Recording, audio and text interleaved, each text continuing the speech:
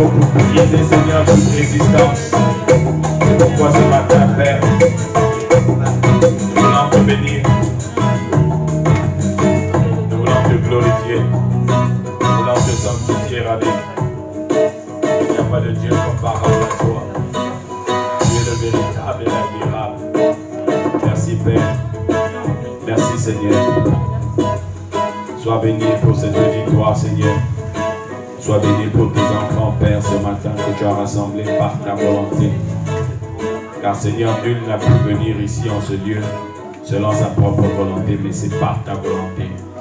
Car la Bible déclare que personne ne peut venir à Christ si toi le Père, tu ne l'attires vers toi, vers ton Christ. Merci Seigneur ce matin d'avoir attiré tes enfants. Merci pour cette puissance attraction Père.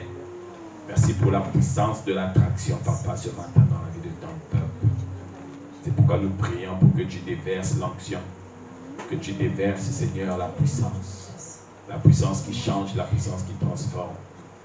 La puissance qui élève. Sois béni, notre Dieu, au nom de Jésus. Amen. Amen. Est-ce qu'on peut acclamer pour le Seigneur ce matin? Alléluia. J'espère que vous allez tous bien. Je vous dis bonjour dans le nom de Jésus. Amen. Bien. Les vacanciers sont de retour. Les vacanciers, ça va, la fatigue. Vous avez évacué la fatigue. Hein? Les vacances sont en train de toucher à leur point. Les vacances sont en train d'arriver à leur terme. Il faut penser maintenant à la reprise. Généralement, c'est la reprise qui est terrible. Amen. C'est la reprise qui est terrible. Notre corps a tellement été habitué aux vacances par niente. Tu te réveilles le matin, tu prends le lait, tu te réveilles et puis au bout d'un moment, on te dit qu'il faut que tu te réveilles à 6 h du matin pour aller au travail. C'est dur, hein? Amen. Mais c'est la vie. Il faut le faire. Et on n'a pas le choix. Amen. Si vous ne voulez pas de cette vie-là, il fallait dire à Adam et Ève de ne pas pécher au début. Amen. Parce que c'est à cause d'eux que nous sommes dans cette situation. Ok? Alors ce matin, le Saint-Esprit m'a mis à cœur de parler avec vous des grands esprits. Amen. Les enfants de Dieu, si nous parlons des grands esprits, c'est parce que vous voyez, il y a des moments parfois nous nous étonnons. Hein? C'est pas que nous sommes tristes, mais ça nous étonne de voir quelqu'un qui dit qu'il croit en Jésus-Christ, hein, de vous le retrouver dans une loge de franc-maçon. De voir quelqu'un qui se dit qu'il croit en Jésus-Christ, hein, mais vous le retrouvez dans la fornication, dans l'impudicité. Vous voyez quelqu'un qui va vous dire que je crois en Jésus-Christ, hein, je suis un enfant de Dieu, et vous allez le retrouver dans la sorcellerie. Vous allez le retrouver dans l'idolâtrie. Amen. Alors, si vous voyez toutes ces choses arriver, il faut ouvrir ici. Alors, quand vous voyez toutes ces choses arriver, rassurez-vous et dites-vous simplement que nous avons affaire à quelqu'un qui n'est pas un grand esprit. Alléluia. Quand vous voyez un frère,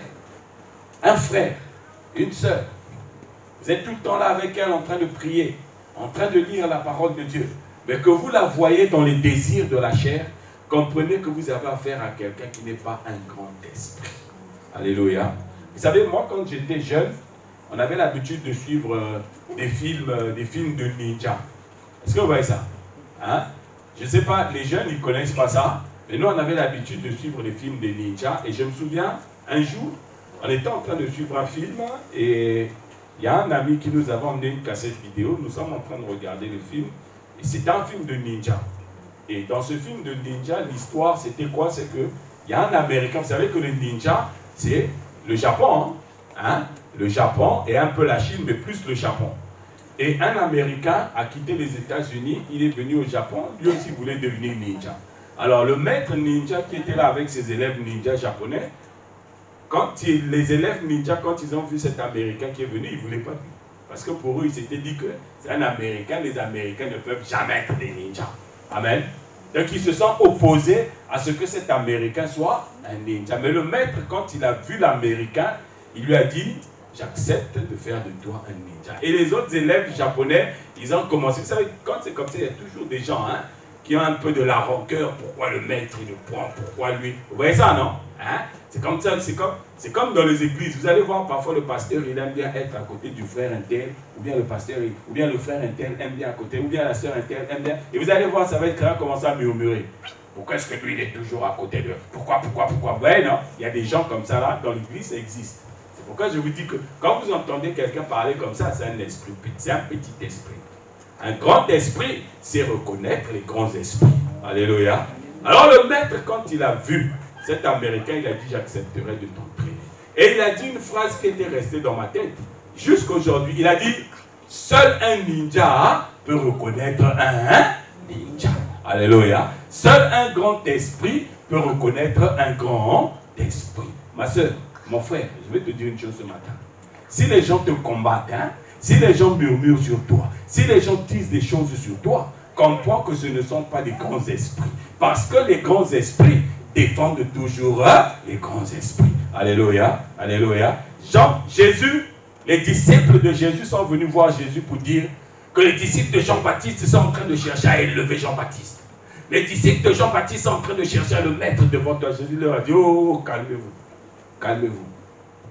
Il dit, de tous ceux qui sont nés de femmes, de tous ceux qui sont nés de femmes, il n'y a personne qui arrive à la cheville de Jean-Baptiste. Ça veut dire que depuis Caïn jusqu'à la dernière personne qui était née, au moment où Jésus parlait, Jésus dit qu'il n'y a personne qui est plus grand que Jean-Baptiste. Hein?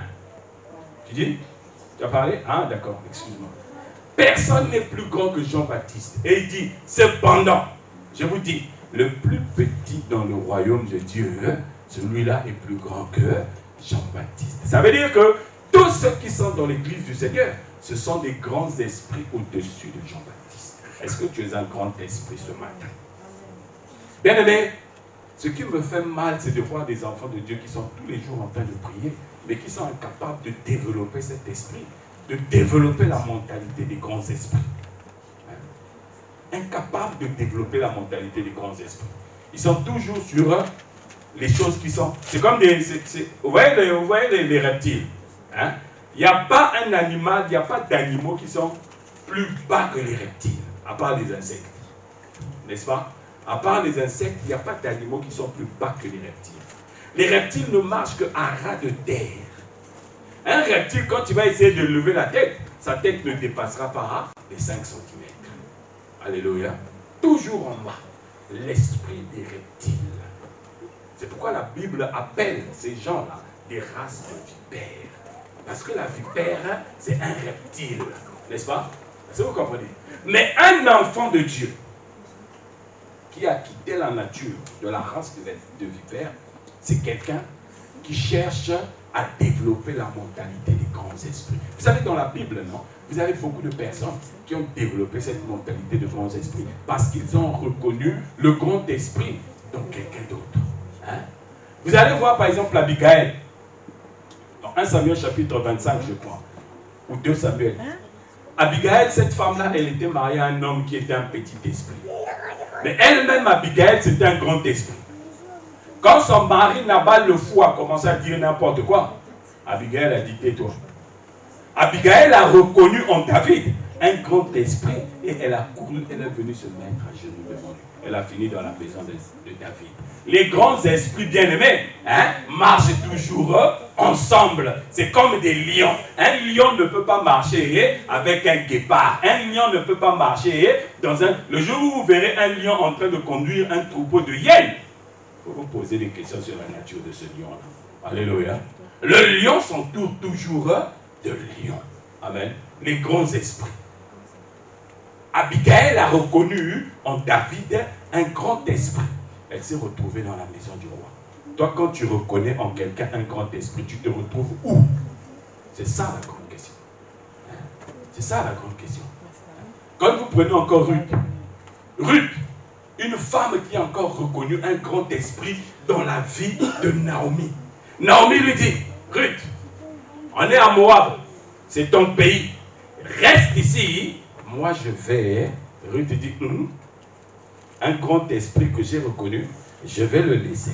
Elle lui dit, Naomi, ne me presse pas d'aller. Là où sa belle-sœur, elle a choisi de partir, Ruth a dit, ne me presse pas d'aller. Là où tu iras, j'irai. Là où tu mourras, je mourrai. Ton Dieu sera mon Dieu. Ton peuple sera mon peuple. Ton pays sera mon pays.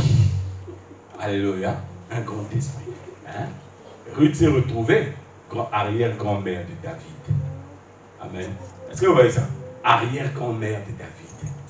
Bien aimé, si tu veux entrer dans la généalogie de Jésus, fils de David, il faut que tu apprennes à développer la mentalité d'un grand esprit.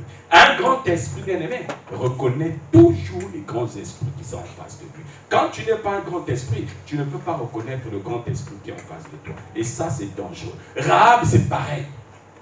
Rahab était à Jéricho. Rahab a entendu les échos de Dieu. Rahab a entendu Dieu parler. Rahab a vu un grand esprit dans la vie des gens qui venaient de se présenter devant Jéricho. Rahab a dit, je veux faire partie de cette aventure.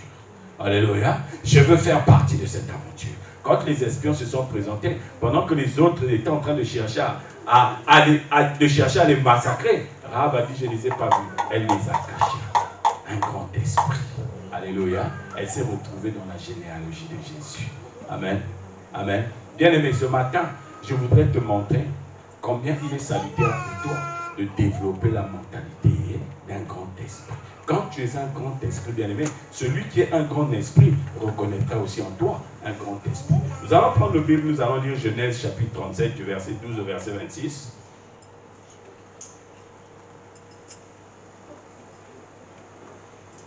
Genèse chapitre 37 du verset 12 au verset 26.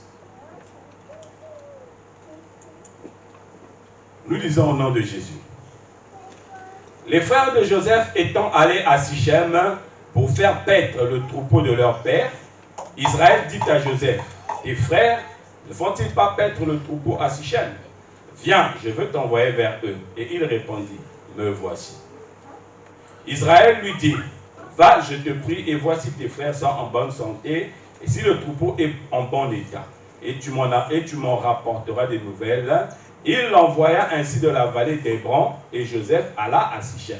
Je vais un peu m'arrêter là, je vais vous faire un petit commentaire. Vous savez, la première fois que j'ai lu ce passage, j'ai dit que Joseph et son père, c'était des gens naïfs. Amen. Joseph et son père, c'était des gens naïfs. Joseph, son père lui dit, viens, va voir tes frères et après tu reviendras vers moi. Amen. Regardez, il connaissait la relation qu'il y avait entre lui et ses frères. Mais il était sûr que s'il va loin, très loin, là où sont ses frères, il était sûr qu'il va revenir. Il faut avoir un niveau de foi terrible. Hein? Alléluia. Tu imagines que quelqu'un te déteste. Tu sais que cette personne ne m'aime pas. Cette personne-là veut me faire tomber. Mais la personne va te dire, viens, je t'invite chez moi pour qu'on va manger. Et toi, tu te lèves de chez toi pour aller t'asseoir chez cette personne qui te déteste. Il n'y a que deux choses. Ou tu es fou, ou tu es suicidaire. C'est pas vrai. C'est pas vrai. Parce qu'une personne qui te déteste, tu peux être sûr et certain que si tu viens chez lui, ou si tu viens chez elle, hein, la probabilité pour qu'elle te mette un poison dans la nourriture est grande. Est-ce que c'est vrai ou c'est pas vrai? Hein? Aujourd'hui, nous avons beaucoup de pasteurs qui se font empoisonner. Pourquoi? Parce qu'ils font confiance à des gens. Il y en a même un, on me disait la dernière fois, un chanteur du Congo-Kinshasa, il a été empoisonné 7 fois avec le micro. Je dis, oh, mais comment toi on a pu t'empoisonner 7 fois avec un micro et tu es conscient qu'on t'a empoisonné 7 fois? Ça me rappelle que ce matin, il y avait un enfant que j'ai posé la question, j'ai dit, est-ce que quand quelqu'un cambriole, tu le vois? Elle me dit, oui, oui, on voit le cambrioleur. Mais si tu vois le cambrioleur, ça veut dire qu'il y a plus de cambriolage. Alléluia. C'est pas vrai. Parce que si le cambrioleur arrive, on parlera du cambrioleur parce que le cambriolage, c'est fait. Mais si tu assis à cambriolage, ça veut dire que tes yeux n'ont pas vu le cambrioleur, n'est-ce pas? Bon, toi, tu as été empoisonné 7 fois. La première fois quand on t'a empoisonné, ok, tu n'as pas vu. Mais la deuxième fois. Amen. Vous voyez ça? Donc, quand je lis ce passage, c'est là où le Saint-Esprit m'instruit en me disant, l'homme prudent voit le mal de loin et il va se cacher. Les enfants de Dieu n'ont plus cette mentalité-là où ils développent cette prudence. Tu vas prendre les choses de ta vie, dans ton couple, tu viens de livrer à quelqu'un dont tu n'as absolument pas mesuré l'état d'âme. Après, tu vas t'étonner, la sœur à qui tu étais venu annoncer que tu avais des problèmes avec ton mari, cette sœur-là est enceinte de ton mari. Bien aimé, l'imprudence. Alléluia. Alléluia. Je vais refermer la parenthèse. Parce que si je continue là, je risque de perdre le fil de mon message. Allons-y. Un homme le rencontra comme il errait dans les champs et il le questionna en disant, que cherches-tu? Joseph répondit, je cherche mes frères. Dis-moi, je te prie, où ils font paître leur troupeau. Et l'homme dit, ils sont partis d'ici car je les ai entendus dire, allons à Dothan. Joseph alla après ses frères et il les trouva à Dothan. Ils le virent de loin et avant qu'il ne fût près d'eux, ils complotèrent de le faire mourir. Ils se dirent l'un à l'autre, voici le faiseur de songes qui arrive. Venez maintenant, tuons-le et jetons-le dans une des citernes. Nous dirons qu'une bête féroce l'a dévoré et nous verrons ce que deviendront ces songes. Ruben entendit cela et il dit, et il le délivra de leurs mains. Il dit, ne lui ôtons pas la vie. Ruben leur dit, ne répandez point le sang. Jetez-le dans cette citerne qui est au désert et ne mettez pas la main sur lui. Il avait à descendre de le délivrer de leurs mains pour le faire retourner vers son père. Lorsque Joseph fut arrivé auprès de ses frères, ils le dépouillèrent de sa tunique, de la tunique de plusieurs couleurs qu'il avait sur lui. Ils le prirent et le jetèrent dans la citerne. Cette citerne était vide. Il n'y avait point d'eau dedans. Ils s'assirent ensuite pour manger. Ayant levé les yeux, ils virent une caravane d'Ismaélites venant de Galahad.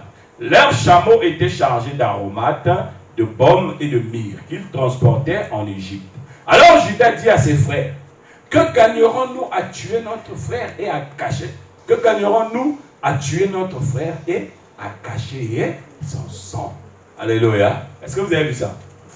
La parole de Dieu nous dit ici que Jacob a pris son fils. Il lui a dit, va voir tes frères et après tu reviendras pour me dire comment ils sont, comment ils se portent. N'est-ce pas? Joseph obéit à son frère, il va. Et pendant que Joseph arrive vers ses frères, eux, ils font quoi comme plan? Ils font le plan de ne pas le faire repartir vers le père. Donc, les frères de Joseph, ils font le plan de faire l'inverse de la volonté du père. Est-ce que vous voyez ça? Hein? Les frères de Joseph font l'inverse de la volonté du père. Je voudrais un peu qu'on s'attarde sur le cas de Joseph. Vous savez, Joseph, c'est l'avant-dernier fils de Jacob. Hein? Joseph, c'est l'avant-dernier fils de Jacob, mais c'est le premier fils de Rachel. Jacob, quand il a quitté Beersheba, là où il habitait avec son père, quand il a fui son frère Ésaü, Jacob a quitté Beersheba, il est allé à Padan Aram.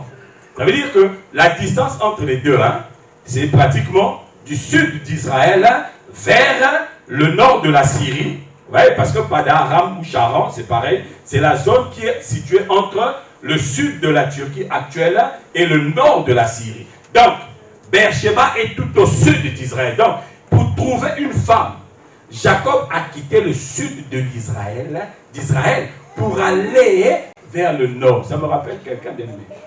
Ça me rappelle quelqu'un. Quelqu'un a quitté le sud de son pays pour aller trouver sa femme au nord de son pays. Alléluia. Oh, Jésus est merveilleux. Amen. Amen. Est-ce que vous savez de qui je parle? Amen. Est-ce que vous savez de qui je parle? Vous ne connaissez pas la personne, mais vous êtes en train de vous extasier. Alléluia. Bien, mais il y a des moments où, quand tu voudras trouver quelque chose, Dieu va te dire, quitte le sud de là pour aller vers le nord. Amen. Il a quitté le sud, il est allé vers le nord. C'est pourquoi quand il est arrivé au nord là-bas, il a vu une femme. La Bible dit, quand Jacob a vu Rachel, la Bible dit que Rachel était belle de figure et belle de taille. Amen. Vous savez, parce que la parole de Dieu a dit que Rachel était belle de figure et belle de taille. Moi, je crois à ça. Alléluia. C'est pas vous aujourd'hui, tu te mets devant le miroir là, tu as mis petit tir, comment vous appelez ça, petit tiré, petit machin, tu dis, tu es belle, ma copine. Alléluia. Pour que tu sois définitivement belle, il faut que ce soit Dieu qui parle pour dire qu'elle est belle. Vous savez, moi, quand je lis, belle de figure, belle de taille, ça me fait penser à quelqu'un. Mais je ne vous dis pas le nom. Alléluia. Tous les hommes qui sont dans l'église du Seigneur, quand vous lisez ce passage où on parle de Rachel, qui était belle de figure, belle de taille, ça doit vous faire penser à quelqu'un. Si ça ne vous fait pas penser à quelqu'un, vous êtes des sorciers. Alléluia. Vous êtes des sorciers. Quand on te dit, il a quitté le sud, il est allé à l'extrême nord, il a traversé tout son pays, il est allé, il a trouvé une femme belle de figure, belle de taille. Ça veut dire que les mannequins que vous voyez là, qui viennent là au mannequin, ça c'est rien, bien aimé. La Bible parle de Rachel. Rachel, c'était la maman de Joseph. Rachel, elle a essayé de mettre au monde pendant plusieurs fois. Léa, sa grande sœur, parce que vous savez que là-bas à Padan Aram, la grande sœur, la petite sœur ne pouvait pas se marier avant la grande sœur. Quand tu cherchais à épouser la petite sœur, on te donnait d'abord la grande sœur. Et c'est ce qu'on a fait à Jacob. On lui a donné d'abord la grande sœur. Quand il a pris la grande sœur, Jacob a commencé à pomper les enfants avec Léa. Rachel était là. Moi je suis seulement venu accompagner les autres. Léa rentre. C'est le tour de Léa aujourd'hui Dès que Jacob rentre dans la chambre de Léa, il ressort le lendemain. La salive dans sa bouche, on dirait l'économie mondiale de la terre. Amen. Rachel, mais comment tu fais? Comment tu fais? Tous les jours, c'était la bagarre avec Jacob. Non! Toi, quand tu vas là-bas chez elle, tu fais tout, mais chez moi, tu fais rien. Il vient faire rien. Comment ce que je fais là-bas, je fais ça aussi ici. Oh. Il n'y a pas de différence. Mais chez toi, non, c'est pas normal. Jusqu'au jour où, vous savez Rachel, non? C'était une femme qui était belle, mais c'était une femme quand même qui était terrible. Jusqu'au jour où son propre fils. Vous savez, Léa, c'était sa sœur, non? Donc, le fils de Rachel, c'était le fils de Léa, c'était le fils de Rachel. Vous voyez ça? Vous savez ce que Léa va faire? Son fils Ruben est allé, il a ramassé des fruits. Quand il vient avec ces fruits-là, Rachel demande les fruits.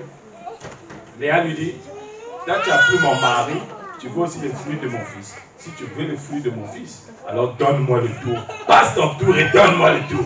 Et Rachel, toute belle qu'elle était, à cause de mon dragon, elle a fini par laisser Ruben, et elle a fini par laisser Léa entre les mains de Jacob.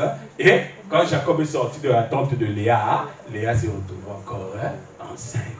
Alléluia. Bien aimé, quand Dieu t'a donné quelque chose, travaille ce que Dieu t'a donné. Ne laisse pas ça entre les mains d'une autre personne. Sinon, c'est une bénédiction qui ira chez quelqu'un d'autre. Et toi, tu n'auras que les yeux pour pleurer. Amen. Les enfants de Dieu, c'est ça. Quand tu n'as pas un grand esprit, quand tu as un petit esprit, tu es tout le temps là en train de te contenter de ce que les autres... Les enfants de Dieu aujourd'hui vivent plus par la foi. Ils vivent par mimétisme. Ils copient. Un tel s'est marié. Moi aussi, je dois me marier comme lui. Un tel a voyagé. Moi aussi, je dois voyager comme lui. Vous savez, j'ai deux copains. Un, son papa avait les moyens en Afrique. L'autre, son papa était moyennement bien dans la vie. Vous savez, celui qui avait le papa qui était bien, un jour, il est venu, il voit ses amis, il dit, moi, mon père m'a trouvé le visa pour que j'aille en France. Mais comme tous les deux, ils étaient en compétition, l'autre, quand il a appris que l'autre a eu le visa pour aller en France, vous savez ce qu'il a fait? Il a couru d'aller trouver le visa pour aller en Roumanie. Est-ce que la Roumanie et la France, c'est la même chose? Déjà, les pauvres Roumains, ils viennent ici, là. Bon, toi, parce que tu es en concurrence, vous savez, parfois, certaines personnes, quand tu as un esprit, quand tu as un petit esprit, tu es tout le temps là en train de reproduire ce que les autres font, sans pour autant chercher à savoir qu'est-ce que toi-même tu es destiné à faire. Regardez aujourd'hui les gens comme les Steve Jobs. Les gens comme les Steve Jobs, il a créé le seul téléphone qui a son propre nom. Non pas une marque, mais un nom. Tous les autres en parlent, quand tu parles de smartphone, Galaxy, Samsung, machin. Mais quand tu veux parler du téléphone créé par Steve Jobs, tu parles de quoi? iPhone. Mais pourtant, ça a un nom. On aurait pu dire simplement un smartphone Apple. Mais on ne dit pas smartphone Apple, on dit iPhone. Parce que c'est quelqu'un qui a compris que dans la vie, c'est toi qui dois commencer. Ce n'est pas toi qui dois copier. Il y a même des gens, tu le vois qui est à l'église, il ne fait que regarder comment s'habillent les gens à l'église. Quand tu vois, le frère aujourd'hui il a porté cette chemise-là, il faut que je sache où il a acheté cette chemise-là. Et il va courir aller acheter la même chemise. Lui aussi vient à l'église, il est fier. J'ai porté la même. Mais il a porté ça avant toi. Tu ne vaux rien. Alléluia. Va chercher quelque chose qui est uniquement pour toi. Alléluia. Cherche quelque chose qui est uniquement pour toi. Démarque-toi. Un grand esprit se démarque. Joseph, il arrive. Il voit ses frères. Ses frères le voient. Vous savez, quand on dit quelqu'un, il est avant-dernier, dans une famille, non? Les avant-derniers, il y a toujours deux possibilités dans une famille. Les gens qui sont avant-derniers dans leur famille. Je ne parle pas des derniers, parce que les derniers, c'est ceux qui sont souvent cajolés dans la famille. Est-ce que je me trompe? Quand tu es le job, tu es le Benjamin de la famille, c'est à toi qu'on est tout le temps, tes frères, tes sœurs veillent souvent sur toi. Mais l'avant-dernier, l'avant-dernier a développé une mentalité dans laquelle, soit c'est quelqu'un qui parle beaucoup, pour se défendre beaucoup, soit c'est quelqu'un qui ne parle pas beaucoup, mais quand il sort une parole de sa bouche, tout le monde reconnaît que cet enfant-là, il ne parle pas beaucoup, mais dans son cœur, quand il parle, c'est le poison qui sort. Alléluia. Mais Joseph était de l'autre côté. Joseph, il parlait beaucoup. Joseph, il parlait beaucoup. Joseph, il parlait. Dieu a fait de lui un grand esprit. La parole de Dieu dit, excusez-moi, la parole de Dieu dit dans le psaume 113, le verset 107, que de la poussière, il relève le fumier. il relève l'indigent. Du fumier, il relève le pauvre et le fait asseoir avec les grands. Alléluia. Est-ce que vous comprenez ça? C'est-à-dire Joseph qui était méprisé parce que c'était l'avant-dernier fils de son père. Donc leur maman Rachel, Léa avait fini de mettre au monde. Vous voyez, c'est un peu comme si tu vas à une fête. Quand tu arrives à la fête, tout le monde a déjà mangé. Il ne reste plus rien à manger. Il ne reste que les os. Il reste que les petits trucs. Quand tu arrives invité de dernière minute, on va faire quoi? On va commencer à rassembler toutes les bêtises qui sont restées là. Et c'est sur toi, on vient. Ah, vraiment, il ne reste plus rien, Vincent. Contente-toi de ça. Alléluia. Ouais, tu es obligé de te contenter. Donc Joseph était dans cette idée-là. Il était dans cette catégorie de gens. Il était dans cette catégorie. Ses frères, ses soeurs, ses frères avaient une opinion de Joseph tellement négative que Joseph, il suffisait qu'il dise quelque chose. S'il disait bonjour à ses frères avaient entendu que Joseph les avait insultés. S'il disait même, ah, j'ai bien dormi aujourd'hui, hein, Joseph entendait que ses frères entendaient, il nous a traités de sorciers. Est-ce que vous comprenez ça? Joseph était arrivé à ce niveau-là, l'avant-dernier. Parce qu'il ouvre beaucoup sa bouche. La Bible dit que quand tu es le dernier, quand tu es en bas du fumier, Dieu va te relever. De la poussière, Dieu va te prendre, va te relever, il va te faire asseoir avec les grands esprits. Alléluia. Et Dieu te relève comment? Dieu te relève avec sa parole. Alléluia. Dieu te relève avec Jésus-Christ. C'est-à-dire, Dieu envoie Christ te parler. Et quand Christ t'a parlé, quand tu as levé les yeux, quand Christ te remonte, toi aussi tu remontes avec Christ et tu t'assois avec les grands. Bien aimé, si tu veux t'asseoir avec les grands, il faut donner ta vie à Jésus. Alléluia. Si tu veux t'asseoir avec les grands, il faut donner ta vie à Jésus. Là où tu es, si tu veux t'asseoir avec les grands, donne ta vie à Jésus. Si tu ne donnes pas ta vie à Jésus, tu es toujours dans la poussière. Tu es toujours dans le fumier. Amen. Dieu parle à Joseph pour le faire sortir du fumier. Dieu lui a parlé une première fois. Genèse chapitre 37 du verset 5 au verset 7. La première fois, Dieu parle à Joseph. Nous étions alliés des gerbes.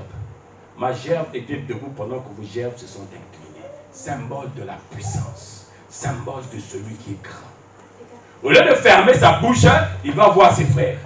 Vous savez, hier soir, j'étais en train de... Vous savez, il y a des gens comme ça. Il y a des gens comme ça. Il reçoit une révélation de Dieu. Dès qu'il reçoit une révélation de Dieu, tout de suite, il court.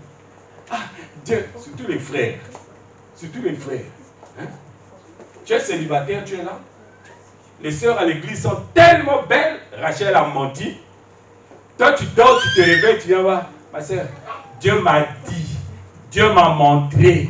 Dieu... Et là, si tu tombes sur des sœurs qui sont caïdes, elle va te dire, si Dieu t'a dit, si Dieu t'a montré, j'attends que Dieu me montre. Et ça crée de la frustration dans ton cœur.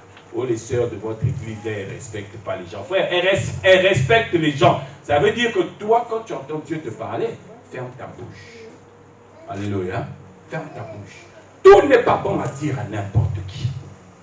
Les enfants de Dieu ont cette facilité-là d'ouvrir leur bouche n'importe comment. Vous savez, je vous avais expliqué une fois ici. Là. Hein? Vous savez, moi j'ai connu des gens qui étaient des féticheurs, des marabouts.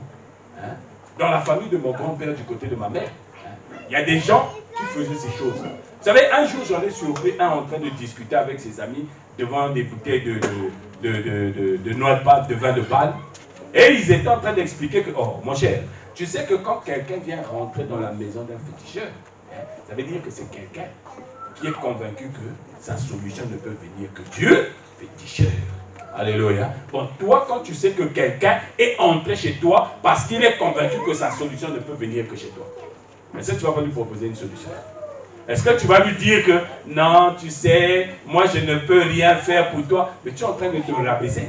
Alors que tu dis que tu es un féticheur. Vous voyez que le principe fondamental des féticheurs, des marabouts, de ces gens que vous allez consulter, c'est ça.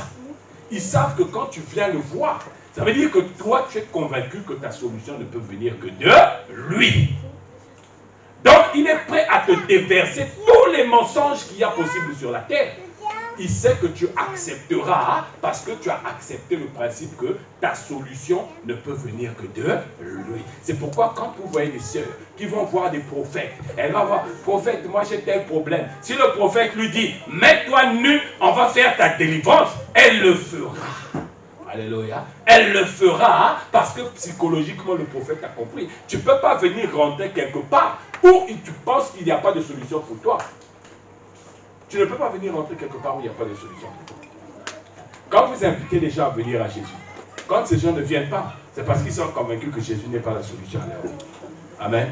Mais si vous invitez quelqu'un à venir manger, il viendra parce qu'il est convaincu que la nourriture est la solution à sa vie. Est-ce que vous avez compris ça? Hein? Donc dans la vie, il ne faut pas ouvrir ta bouche n'importe comment. Joseph a ouvert la bouche n'importe comment. Dieu lui a parlé une fois. Dieu lui a parlé deux fois. La Bible dit que la première fois, ses frères l'ont détesté. La deuxième fois, ses frères ont donné forme à la haine. Donc ses frères marchaient maintenant avec un douzième qui avait remplacé Joseph, qui s'appelait maintenant la haine. Alléluia. Mais cependant, vous allez remarquer une chose. Vous allez remarquer une chose. Regardez. La Bible dit que les frères de Joseph ont commencé à haïr Joseph. Jacob avait 13 enfants. Hein? Vous savez ça, non?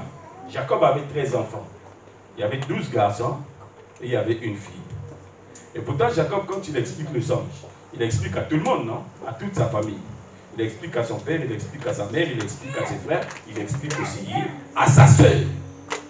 Mais on ne nous dit pas que sa sœur a haï Joseph. Mais on nous dit que ces 11 frères seulement ont eu de la haine pour Joseph. Vous savez pourquoi? Je vais vous dire une chose ce matin, les amis.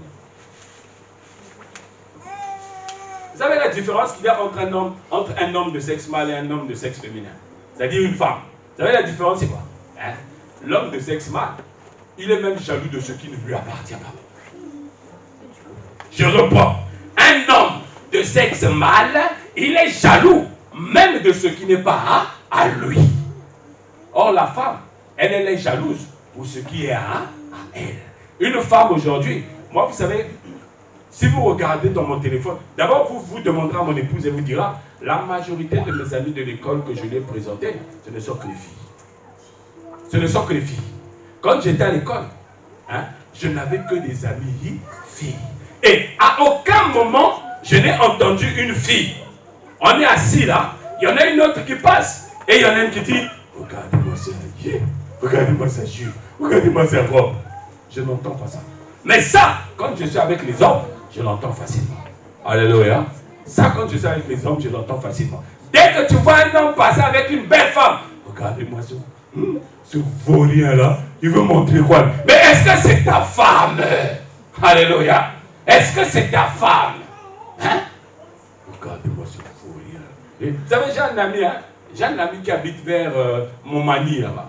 Cet ami-là, un jour, on avait la maîtresse. Vous savez que les enseignants en France ici là, c'est des vrais pipelecs, hein? C'est des vrais pipelecs. Là, vous qui avez des enfants à l'école, faites attention. Hein? Mon ami là, un jour on avait convoqué son frère, donc le neveu, on a convoqué son frère à l'école à cause de son neveu. Quand ils arrivent à l'école, la maîtresse commence à reprocher, oui mais monsieur, vous comment est-ce que vous éduquez votre enfant? Voilà, comment ça se passe? Il dit, oh, mais je l'éduque bien. La maîtresse dit, vous savez, j'étais en train d'interroger les élèves, un petit qui est au CM2. J'étais en train d'interroger les élèves, j'ai dit, bon, quel métier vous voulez plus tard quand vous allez, que vous voulez faire plus tard quand vous allez être grand? Celui-là, il répond, l'autre a répondu, moi, cosmonaute, celui-là, astronaute, celui-là, médecin, celle-là, je vais être boulanger, celui-là. Et quand je suis arrivé à votre fils, je lui ai demandé, tu veux faire quoi dans la vie? Je vais être crétin. Ça vous fait rire. Et la retraite dit, oh, je vais être crétin. Le papa dit, ah, il veut être crétin. Est-ce qu'il sait c'est quoi crétin? Quand je lui ai demandé, c'est quoi un crétin? Il dit, oh non, le crétin, il est comme notre voisin à la maison là-bas. La maîtresse dit, comme votre voisin, c'est quoi? Oui, notre voisin, il change de voiture tout le temps, il a une belle maison, chez lui, il y a tout le temps des trucs bien. Et mon père, chaque matin, quand il se réveille, quand le voisin lui dit bonjour, il répond, il dit, regardez-moi ce crétin là, il croit que lui et moi, on est camarades. Tous les jours, le papa est en train d'insulter le voisin, hein? Crétin, l'enfant, t'as vu ça, il dit, là, dans ce monde-là, si tu veux avoir de l'argent, si tu veux être bien, il faut être crétin. Il ne faut pas te perdre le temps à aller à l'école. Est-ce que vous avez vu ça? Hein? Toi, tu parles de quelqu'un qui a des choses qui ne sont pas à toi. Vous voyez ça, non? Est-ce que vous avez déjà vu une femme insulter sa copine? Regardez-moi cette idiote. Et les hommes, c'est comme ça. Quelque chose qui est venu dans dans les oreilles de Joseph, c'est rentré dans son cœur, mais ça commence à mettre de la haine dans le cœur de leur frère. Alléluia. C'est vrai ça. Les hommes, c'est ça. Quelque chose qui n'est pas à lui, hein, il va faire de la jalousie. Mais ce qui est à lui, parfois il va même abandonner ça à la maison pour aller chercher dehors. C'est vrai ça. Hein? Mais une femme, elle est jalouse avec ce qui est à elle. Amen. C'est vrai. Donc c'est pourquoi vous comprenez que les frères de Joseph ne pouvaient avoir que de la haine pour Joseph. Ils pouvaient avoir que de la haine pour Joseph. Même dans nos assemblées, bien aimés, nous le voyons facilement. Aujourd'hui, 2 femmes pasteurs vont facilement mieux collaborer que 2 hommes pasteurs. C'est la réalité. C'est la réalité. 2 femmes pasteurs vont mieux collaborer que 2 hommes pasteurs. Parce que l'autre, quand il viendra, quand il va voir l'autre faire, il va dire, pourquoi seulement lui? Pourquoi seulement lui? Moi aussi je peux faire. Moi aussi je peux faire. Mais si tu peux faire, fais. Alléluia. Si tu peux faire, fais. Hein? Au lieu de dire moi aussi, moi aussi, moi aussi. Mais chez les femmes, tu ne constateras pas ça. Chez les femmes, tu ne constateras pas ça. C'est pourquoi vous verrez que quand vous avez un orchestre de musique dans l'église, s'il n'y a que des femmes, vous allez être à peu près tranquille. Hein? Mais quand il n'y a que des hommes, au bout d'un moment, vous allez constater, il y en a un qui va partir pour aller faire son groupe ailleurs. Mais quand l'idéal, c'est de mettre des hommes et des femmes, quand vous mettez des hommes et des femmes vont cadrer les hommes là. Alléluia. Les femmes vont cadrer les hommes. Pendant que leurs frères étaient en train d'arriver, ils ont formé le programme, le complot de pouvoir le liquider. Ils ont formé le complot pour pouvoir le liquider. Vous savez, quand j'ai lu ce passage, je suis allé jusqu'à la fin, j'ai compris que parmi les 11 fils de Jacob, il n'y en a que 2 qui ont défendu Joseph. Alléluia. Il n'y en a que 2 qui ont défendu Joseph. Le premier, c'est Ruben. Ruben, il dit quoi? Il dit, c'est notre frère, ne lui faisons pas de mal. C'est notre frère, ne lui faisons pas de mal. Le deuxième, c'est Judas. Judas dit, pourquoi est-ce qu'on doit verser le sang de notre frère? C'est notre sang. Vous savez, j'ai compris qu'en réalité, Ruben et Judas avaient compris l'esprit qui était en Joseph était le même esprit qui était en eux. Alléluia. Est-ce que vous avez compris ça? Quand quelqu'un a compris que l'esprit qui est en toi, c'est le même esprit qui est en lui, les gens pourront te jeter des pierres. Il sera le seul à te défendre. Alléluia. Une femme qui a compris que cet homme que j'ai suivi, il a le même esprit qui est en moi, elle te suivra même jusque dans la fournaise ardente. Amen. Parce qu'elle sait que dans la fournaise ardente, je serai toujours avec lui. Alléluia. Alléluia. Vous savez, Ruben et Judas, hein, Ruben et Judas, ils ont reconnu en Joseph l'esprit, mais pas n'importe quel esprit. Allons-y lire Genèse chapitre 50 du verset 19 au verset 21. Tu vas me lire ça en néerlandais, s'il te plaît.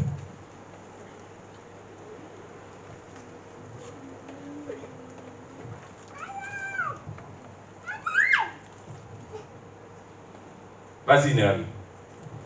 Écoutez bien. Joseph leur dit, soyez sans crainte, car je suis à la place de Dieu. Suis-je à la place de Dieu? Suis-je à la place de Dieu. Vous aviez médité de me faire du mal, Dieu l'a changé en bien pour accomplir ce qui arrive aujourd'hui, pour sauver la vie à un peuple nombreux. Alléluia. Ça veut dire que ce que ses frères ont fait, le plan c'était quoi? De sauver la vie à un peuple nombreux. Alléluia. S'ils l'avaient tué, est-ce qu'ils auraient sauvé la vie à un peuple nombreux? Hein? C'est-à-dire ceux qui allaient survivre par la grâce de l'œuvre de Joseph, ils allaient mourir. Est-ce que vous avez compris? Donc ça veut dire que Judas et Ruben avaient vu déjà devant.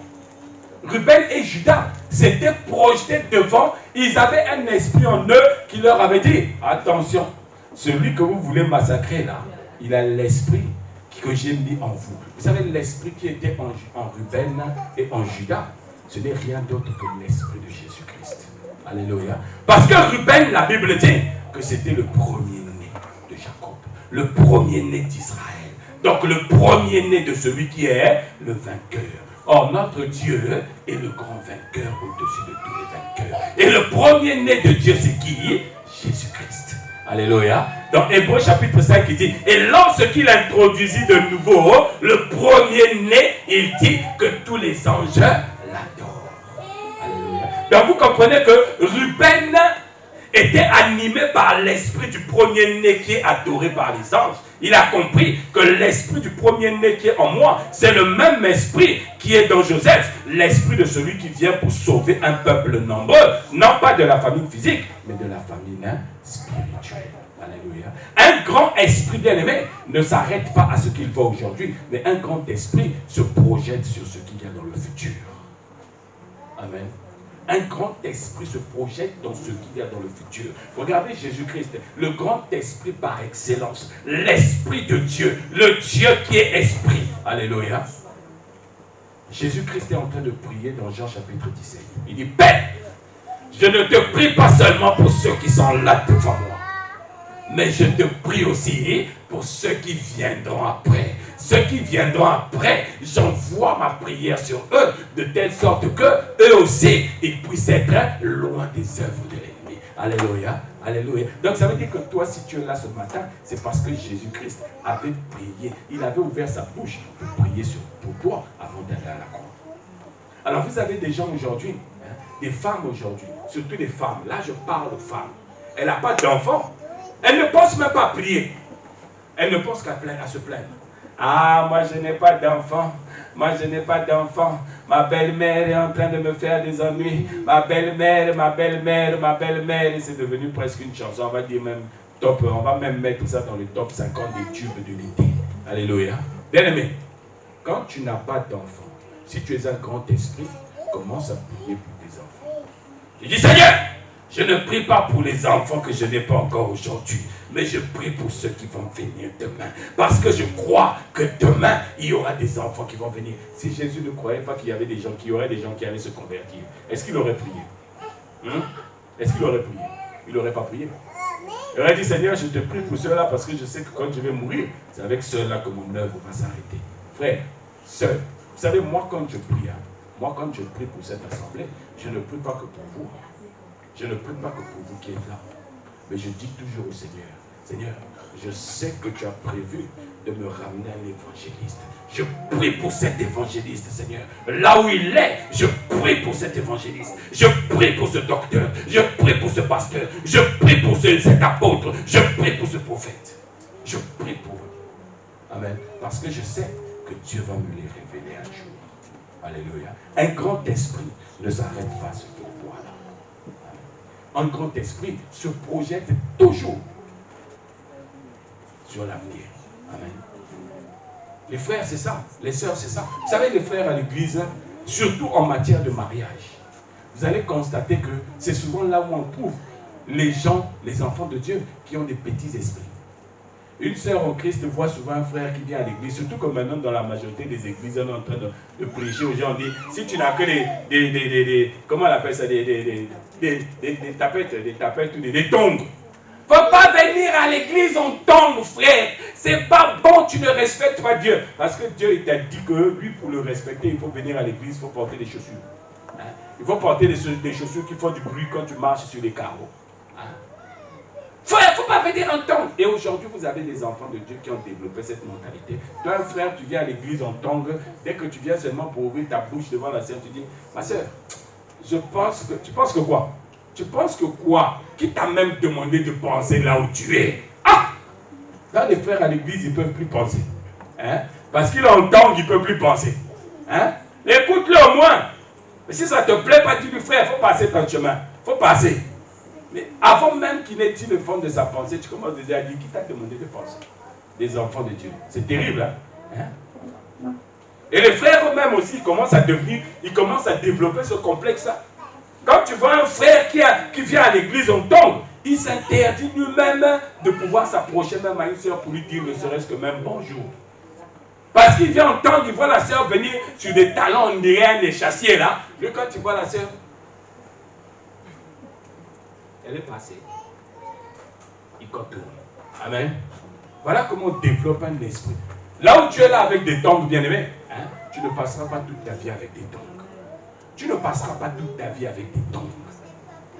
Un enfant de Dieu doit développer un esprit grand. Un enfant de Dieu doit développer un esprit grand. Alléluia. Ses frères, quand ils ont vu, ils ont dit on va le tuer. Le deuxième qui est venu intervenir, c'est Judas. Judas est intervenu parce que Judas aussi avait l'esprit de Christ au-dedans de lui. Judas savait que au-dedans de moi, j'ai l'esprit de celui qui viendra pour sauver, non pas un peuple, mais le peuple entier, le monde entier. Voilà pourquoi Jésus, on l'appelle le lion de la tribu de Judas. Amen. Voilà pourquoi Jésus, on l'appelle le lion de la tribu de Judas. Judas a reconnu l'esprit qui était en Joseph, parce que c'était le même esprit qui était en lui. Tout à l'heure, je vous ai parlé de ce maître ninja qui a dit, seul un ninja peut reconnaître un ninja. Bien aimé, une femme qui a reconnu en toi un grand esprit, elle te suivra. Une brebis qui a reconnu dans un homme de Dieu un grand esprit, elle suivra ce pasteur. Alléluia. C'est pourquoi vous voyez Jésus dit, je suis le bon berger. Les brebis entendent ma voix et elles connaissent ma voix et elles sortent pour me suivre. Quand tu n'es pas un grand esprit, tu ne peux pas suivre Jésus. Quand tu as un grand esprit, toi tu ne suivras Jésus que quand il va te donner le mariage. Toi tu ne suivras Jésus que quand il te donnera la guérison. Toi tu ne suivras Jésus que quand il te donnera le travail. Toi tu ne suivras Jésus que quand il te donnera de l'argent. Mais quand tu n'as pas tout ça, tu ne peux pas suivre Jésus. Et c'est grave. Un grand esprit marche derrière le grand esprit avec la conviction. Mon aujourd'hui ne sera pas comme mon demain. Mon demain ne va pas ressembler à mon aujourd'hui. Vous avez beaucoup de personnes, chaque jour quand ils se réveillent, le aujourd'hui, c'est ce qui se répète demain. Le aujourd'hui, c'est ce qui se répète demain. Tous les jours, ils se réveillent. Aujourd'hui est comme demain. Demain est comme c'était aujourd'hui. Demain est comme c'était aujourd'hui. Et de demain en demain, vous voyez des enfants de Dieu qui n'évoluent pas, qui ne changent pas. Tous les jours, vous avez le même discours. La chair est faible, l'esprit est bien disposé. Le problème, c'est que vous inversez la parole de Dieu. La Bible dit que l'esprit est bien disposé d'abord. Pourquoi l'esprit est bien disposé? Dans Romains chapitre 8, le verset 16, il est écrit ceci. L'esprit de Dieu rend témoignage à notre esprit que nous sommes des enfants de Dieu. C'est-à-dire, nous sommes les grands esprits qui sont au-dessus de Jean-Baptiste. Ça veut dire que l'esprit parle à ton esprit. Maintenant, la question que je pose, quand l'esprit parle à ton esprit, qu'est-ce que tu entends? Il y a des gens qui sont complètement devenus sourds quand l'esprit leur parle. Et tous les jours, ils sont en train de jeûner et prier. Seigneur, tu as dit ma destinée. Seigneur, tu as dit ma pensée. Seigneur, tu as dit ma pensée. Seigneur, tu as... Mais quand l'esprit te parle, tu entends quoi? C'est ça le grand problème. Hein? Quand l'esprit te parle, tu entends quoi? L'esprit a parlé à Samuel. Une fois, Samuel a couru voir Élie. Élie a dit, je ne t'ai pas parlé. Repars. 2 fois, il repart. Je ne t'ai pas parlé, repart. 3 fois, il repart. Samuel a compris. Vous savez, il y a des hommes de Dieu qui sont longs à comprendre quand Dieu a parlé à quelqu'un. Et surtout que Samuel, quand vous regardez, on vous dira qu'il était vieux, ses yeux étaient en mauvais état. Donc, Élie plutôt, ses yeux étaient en mauvais état et il ne voyait plus grand-chose. Mais, quand il a la 4e fois, la 3e fois, il a compris que ça c'est la parole de Dieu que l'Esprit est en train de mettre dans la vie de ces jeunes. Il a dit, quand tu attendras encore, on t'appelle la 2e fois, ne viens plus vers moi, mais dis, parle Seigneur, ton serviteur écoute. Alléluia. La question que je te pose, toi, quand le Saint-Esprit parle, quand le Saint-Esprit vient semer des paroles dans ton cœur, qu'est-ce que tu entends? Qu'est-ce que tu entends? Bien, mais c'est grave que des enfants de Dieu, tous les jours, on soit en train de reprendre les mêmes choses. L'apôtre Paul dit ceci aux Hébreux, et plutôt l'auteur du livre des Hébreux dit, vous qui devriez être des maîtres, vous en êtes encore à ce qu'on puisse vous donner des aliments liquides, qu'on vous nourrisse encore comme des bébés, alors que vous devriez déjà être des hommes qui commencent à manger du poulet à la braise, qui commencent à manger du caviar, qui commencent à manger des mets succulents. Mais vous, c'est encore le biberon. Vous, il faut qu'on donne encore le biberon. Il faut qu'on donne encore le cérélac. Il faut qu'on donne encore tout ce qu'on donne aux petits enfants. Bien aimé, à un moment donné, il faut comprendre une chose. Quand tu es un bébé, à un moment donné, il faut comprendre une chose. Quand tu es un bébé, il faut que le lait qu'on te met dans le bol là, il faut que le lait qu'on te met dans le bol, il faut que ce lait là, on puisse le sortir du biberon pour te le mettre dans le bol pour que tu puisses l'accompagner avec du pain. Amen. Il faut arrêter avec le lait dans le biberon. Si tu veux être un grand esprit, il faut arrêter avec le lait dans le biberon. Vous savez, pour développer la mentalité d'un grand esprit, il n'y a pas grand chose à faire. Il y a des gens qui ne pourront jamais développer la mentalité d'un grand esprit parce que ce sont des gens qui ne pensent qu'à eux. Regardez, nous allons lire Genèse chapitre 40. Genèse chapitre 40, du verset 13 au verset 15. Je lis au nom de Jésus. Et après, je vais prendre du verset 20 au verset 22. Genèse chapitre 40, du verset 13 au verset 15. Écoutez ce que nous disent les Écritures.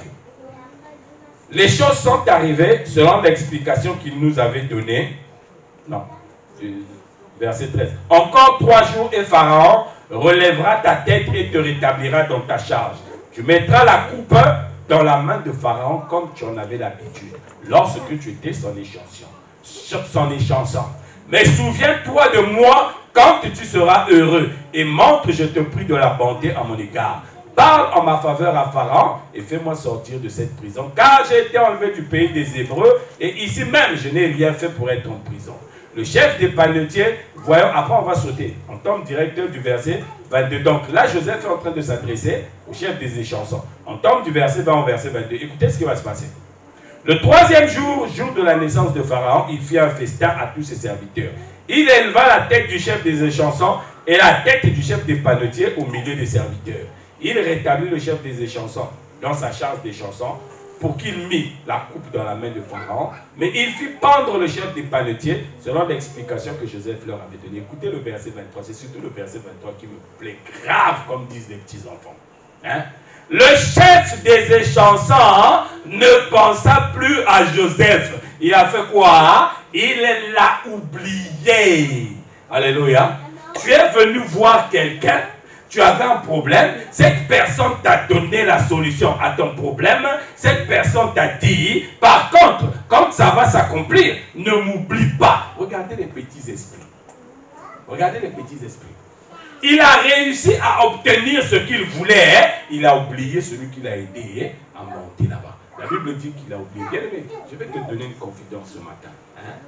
Quand tu es un grand esprit, quand les gens t'oublient, quand les gens ne font pas cas de toi, il faut fermer ta bouche.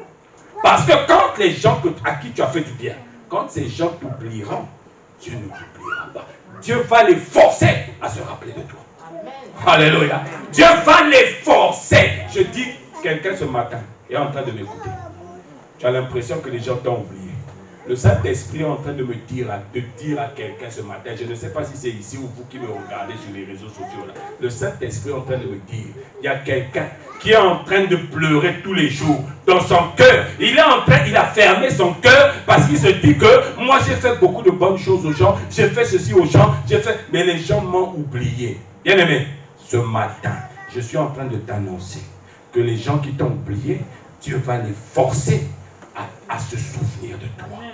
Dieu va les forcer à se souvenir. Si c'est ton mari qui t'a oublié, Dieu va le forcer à se souvenir de toi. Si c'est ta femme qui t'a oublié, Dieu va le forcer à se souvenir de toi. Si c'est tes enfants qui t'ont oublié, Dieu va les forcer à se souvenir de toi. Si c'est tes parents qui t'ont oublié, Dieu va les forcer à se souvenir de toi. Alléluia.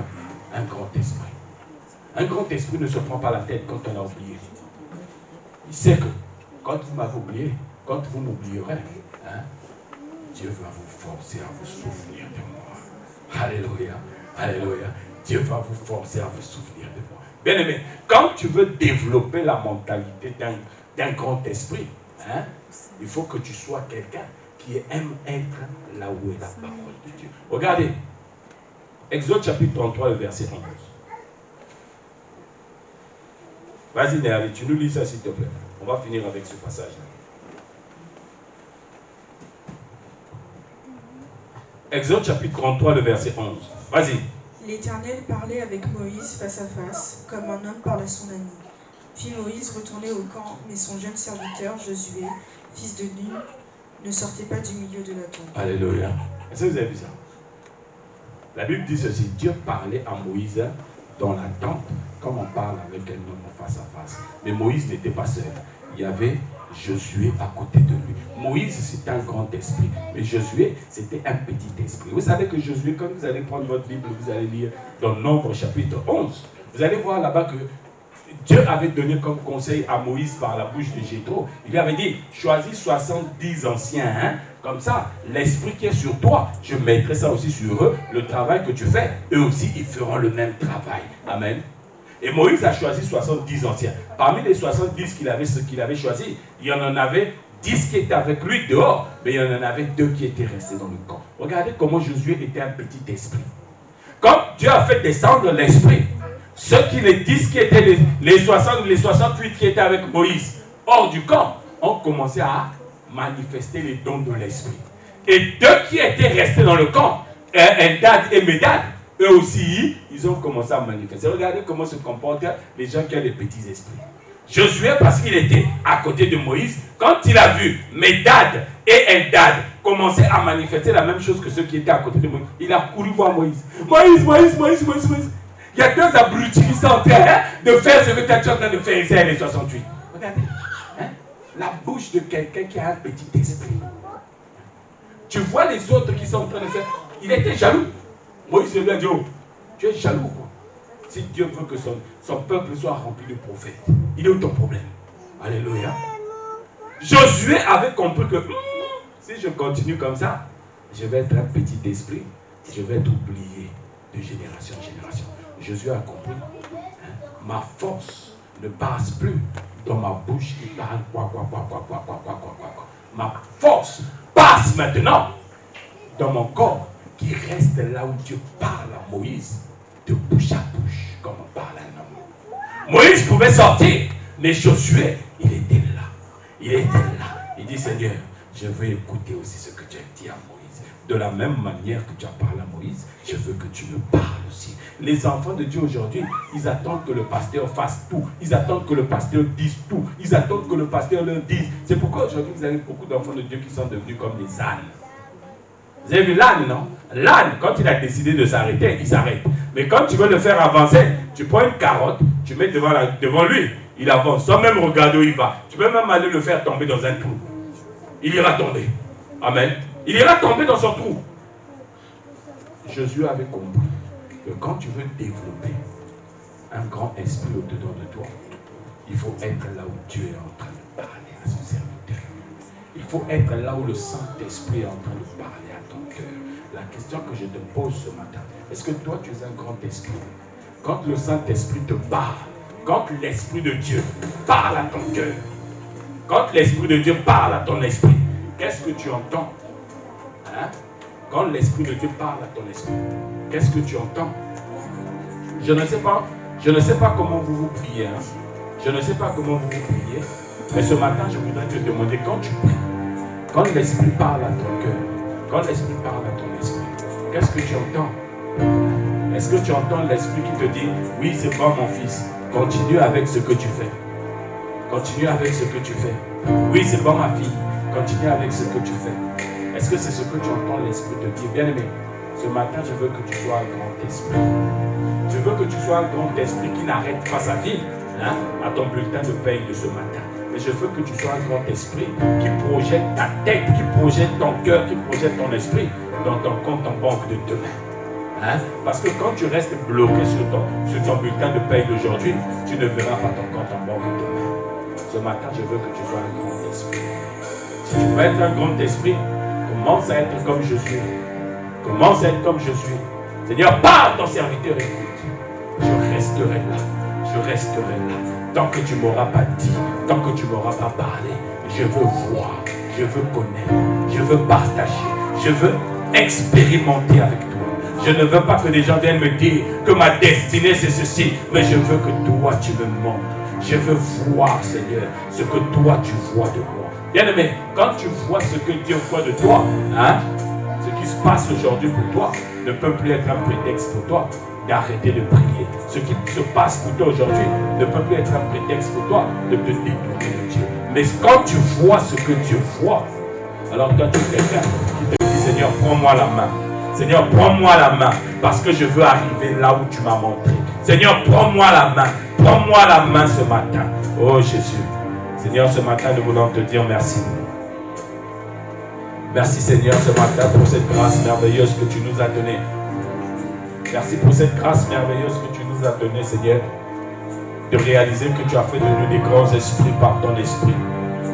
Le Saint-Esprit est venu dans nos vies afin de faire de nous des grands esprits qui reconnaissent, Seigneur, ton esprit dans la vie de ceux que tu as mis à côté de nous. Père, ce matin, nous prions, Seigneur. Nous prions, Seigneur, pour que tu puisses parler à notre esprit afin de développer en nous ce que tu as développé en Josué. Tu as remis à Josué, Seigneur, les clés du commandement pour conduire ton peuple, Seigneur, dans la terre promise. Père, je prie ce matin pour que quelqu'un qui m'écoute, Seigneur, puisse recevoir les clés du commandement pour faire rentrer toute sa famille, dans la terre promise de sa famille. Je prie, Seigneur, ce matin, pour que quelqu'un qui m'écoute, Seigneur, puisse comprendre que le moment est arrivé de te donner sa vie afin que tu lui donnes les clés, Seigneur, qui vont lui permettre de conduire sa vie, de conduire sa famille, de conduire toutes choses dans sa vie, dans la terre promise, comme Josué. Josué est resté dans la tente, Seigneur, parce qu'il savait que c'est là que tu passes, c'est là que tu parlais avec ton serviteur Moïse, comme on parle à un homme. Il veut écouter ce que tu dis à ton serviteur. Seigneur, ce matin, nous aussi nous voulons être là où tu parles à ton serviteur. Nous voulons écouter ce que tu dis à ton serviteur pour que ton esprit le remplisse dans notre cœur.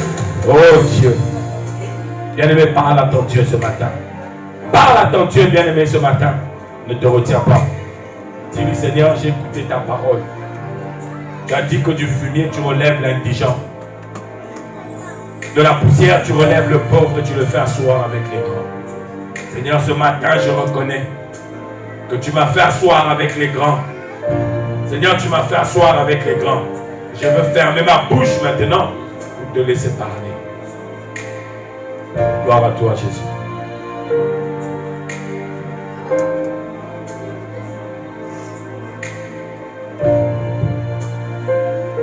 Continue à parler à ton Dieu, bien-aimé, parle. Dis-lui que tu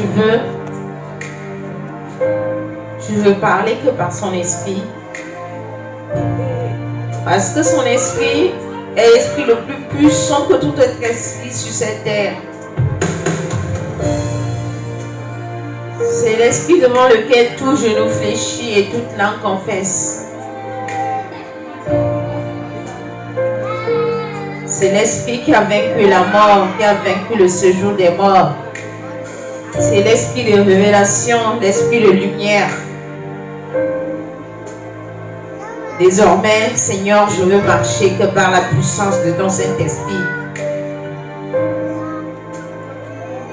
Je veux parler que par la puissance du Saint-Esprit. Je veux poser des actes recommandés par l'Esprit Saint. Je veux réfléchir dans la direction du Saint-Esprit. Parce que tu as fait de moi un esprit plus que vainqueur.